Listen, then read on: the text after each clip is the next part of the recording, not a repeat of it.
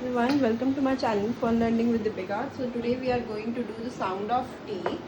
Sound of T का जो phonetic sound है वो होता है ट ट ट ट।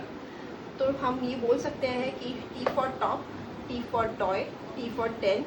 यहाँ पर जो साउंड आ रहा है वो ट ऑप टॉप, ट ऑय टॉय, ट एन 10। तो ये जो टी का जो साउंड है वो ट होता है, चाहे अब रूल ये होता है चाहे टी बिगनिंग लेटर हो या मिडल लेटर हो या एंडिंग लेटर हो, इन तीनों में इसका साउंड जो है वो ट ही आएगा।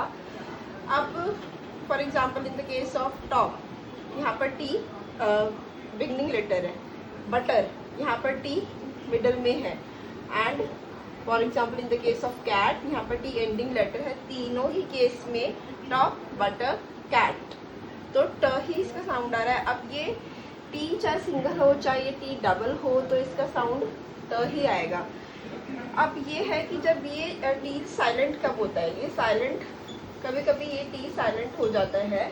For example in the case of words castle, इसको हम कैस्टल नहीं पढ़ेंगे, इसको हम कैसल पढ़ेंगे। For example in the case of listen, यहाँ पर हम लिस्टन नहीं बोलते हैं, लिसन बोलते हैं। तो ये जो टी है यहाँ पर साइलेंट हो जाता है, कुछ कुछ वर्ड्स में टी साइलेंट हो जाता है।